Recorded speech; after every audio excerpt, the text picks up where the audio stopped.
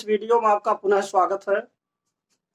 आज हम चर्चा करेंगे ट्रांसफॉर्मेशन का 12वां और अंतिम भाग, जिसे हम कहेंगे एम्फैटिक एंड नॉन एम्फैटिक सेंटेंसेस।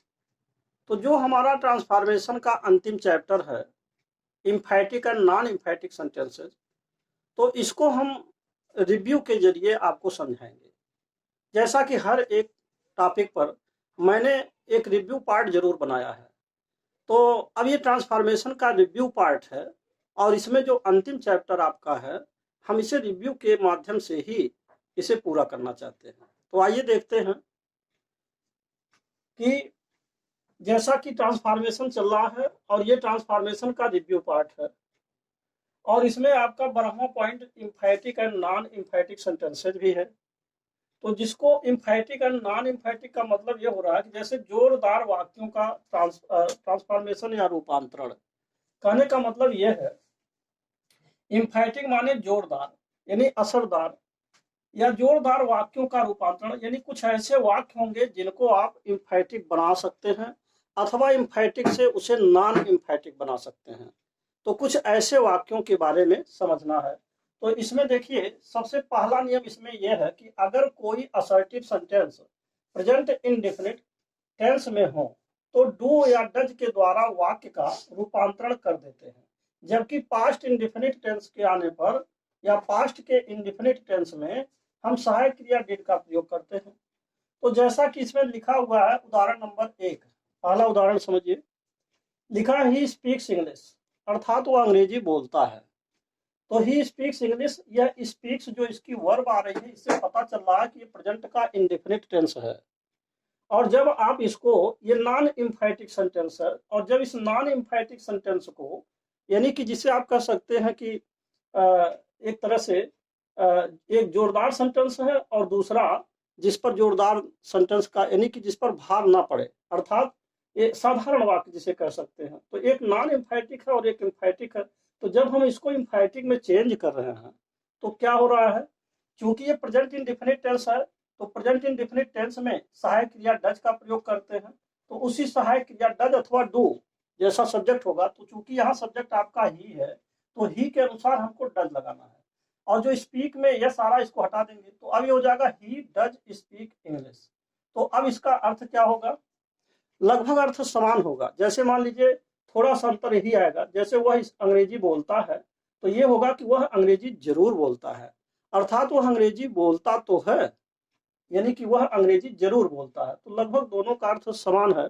बस अंतर इस बात का है कि ये आपका नॉन एम्फैटिक सेंटेंस है और ये आपका एम्फैटिक सेंटेंस है, जिसको आप जोरदार वाक्य कहेंगे। अर्थात इस वाक्य, इसमें होता क्या है कि जो सब्जेक्ट होता है ना, उस सब्जेक्ट पर थोड़ा जोर दिया जाता है। अब जैसे मान लीजिए ही डज स्पीक इंग्लिश, यानी वो जरूर बोलता है, अंग्रेजी जरूर बोलता है। तो जब प्रेजेंट इंडेफिनिट टेंस होगा तो वहां सहायक क्रिया, उसकी जो सहायक क्रिया डू अथवा डज होगी सब्जेक्ट के अनुसार, उसी को लेकर के हम इसे एम्फैटिक सेंटेंस बना देंगे। तो ये पहला वाक्य था नॉन एम्फैटिक और दूसरा वाक्य आपका एम्फैटिक हो गया। अब आइए उदाहरण नंबर 2 देखिए। जैसे आई नो हिम वेल, इसका अर्थ हो रहा है कि मैं उसे अच्छी तरीके से जानता हूं। तो यह भी प्रेजेंट इंडेफिनिट टेंस है। अब इसमें आप देख रहे हैं आई के साथ नो आ रहा है, इसमें यस या यस नहीं लगता है। लेकिन इसमें जब आप इसको बनाएंगे एम्फैटिक, तो डू अथवा डज लगाएंगे, तो इसके अनुसार, आई के अनुसार इसमें सहायक क्रिया डू आएगा, तो I do know him well हो जाएगा। तो इसका हिंदी में अर्थ क्या होगा, मैं उसे जानता हूँ और मैं उसे जानता तो हूँ, अर्थात मैं उसे जानता हूँ या मैं उसे जरूर जानता हूँ। तो इस तरीके से ये आपका हो गया पास्ट इंडेफिनिट के लिए। उदाहरण नंबर 3 को अगर आप देखें, ये प्रेजेंट इंडेफिनिट के पहला और दूसरा उदाहरण दोनों ही प्रेजेंट इंडेफिनिट का है, लेकिन उदाहरण नंबर 3 को अगर देखें तो ये पास्ट इंडेफिनिट का सवाल है। अब जैसे मान लीजिए he went to school regularly, यानी वह स्कूल रेगुलर जाता था, नियमित रूप से जाता था। तो ये आपका पास्ट इंडेफिनिट है। और पास्ट के इंडेफिनिट के आने पर चाहे जो भी सब्जेक्ट हो, सहायक क्रिया डिड का प्रयोग करके हम वाक्य को एम्फैटिक बना सकते हैं। तो यहाँ पर देखिए, आपका यहाँ वेंट जो है सेकंड फॉर्म है, पास्ट इंडेफिनिट है, इसीलिए यहाँ डिड आया, और जैसे डिड लगाएंगे तो ये वेंट का फर्स्ट फॉर्म गो आ जाएगा, यह भी ध्यान देना होगा। तो अब भले ही यहाँ पर ये निगेटिव सेंटेंस नहीं है, यह देखने में अफर्मेटिव ही है, लेकिन फिर भी डिड का प्रयोग किया जा रहा। तो अर्थ क्या देगा, वह विद्यालय नियमित रूप से जाता था, यानी कि वह विद्यालय नियमित रूप से जाता तो था। कहने का अभिप्राय यह है, चाहे आप इस तरह से कहिए, वह विद्यालय नियमित रूप से जाता तो था, अथवा वह विद्यालय नियमित रूप से जरूर जाता था या अवश्य जाता था। तो ये दोनों का अर्थ लगभग समान है। तो इस तरीके से आपने देखा कि एक प्रेजेंट टेंस में है, दूसरा पास्ट, पहला और दूसरा उदाहरण प्रेजेंट टेंस में है। एक जो है आपका सब्जेक्ट ही हमने ले लिया, सिंगुलर नंबर का सब्जेक्ट, और दूसरा आपका यहाँ देखिए आई जो प्रोनाउन है, हालांकि सिंगुलर नंबर यह भी है, लेकिन इस आई के साथ हमने जो हम ले लिया, एक आई को ले लिया जिसमें डू का प्रयोग किया जा रहा है, और तीसरा आपका उदाहरण है पास्ट इंडेफिनिट टेंस का। तो ये था आपका इम्फैटिक और नॉन इम्फैटिक सेंटेंसेज, जैसा कि मुख्य चैप्टर जो आपका है, जो मुख्य टॉपिक है emphatic and non emphatic sentences, उसके बारे में। अब इसी में एक पॉइंट और आता है कि नंबर 2 पॉइंट, यह एक तरह से समझिए कि स्किप्ड रूल है, यानी कि ये छूट गया है। जैसा कि पिछला एडवर्ब टू आपने जो पिछले ट्रांसफॉर्मेशन में पढ़ा था, रिमूविंग द एडवर्ब टू के बारे में, यानी कि एडवर्ब टू को हटा करके वाक्यों का ट्रांसफॉर्मेशन करना। तो उसी का एक नियम यहाँ पर आता है। क्या नियम है कि यहाँ देखिए लिखा हुआ कि अगर एडवर्ब टू का प्रयोग किसी नाउन या प्रोनाउन के बाद हुआ हो तो एडवर्ब टू के स्थान पर आल्सो का प्रयोग कर देते हैं। ये बहुत ही आसान है इस नियम को समझना। जैसे उदाहरण नंबर 4 और उदाहरण नंबर 5 आपको देखना है। जैसे लिखा है कि uranium is found in Bihar too, तो यहाँ जो एडवर्ब टू आ रहा है, इससे पहले जो बिहार आ रहा है ये आपका नाउन है। बिहार जो आ रहा है ये नाउन है। नाउन देखिए जो आ रहा है, नाउन के बाद यानी एडवर्ब टू आ रहा है, अथवा एडवर्ब टू से पहले नाउन आ रहा है। और यहाँ दूसरा उदाहरण देखिए, एडवर्ब टू आ रहा है, इससे पहले अगर आप देखें आई को, तो ये आपका प्रोनाउन है। तो यही चीज लिखा हुआ है कि अगर एडवर्ब टू का प्रयोग किसी नाउन या प्रोनाउन, चाहे नाउन हो चाहे प्रोनाउन हो, के बाद हुआ हो।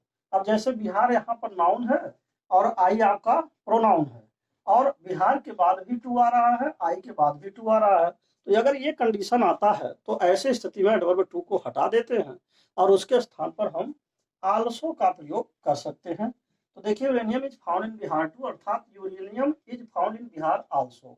इस तरीके से आप इसको ट्रांसफॉर्मेशन कर सकते हैं।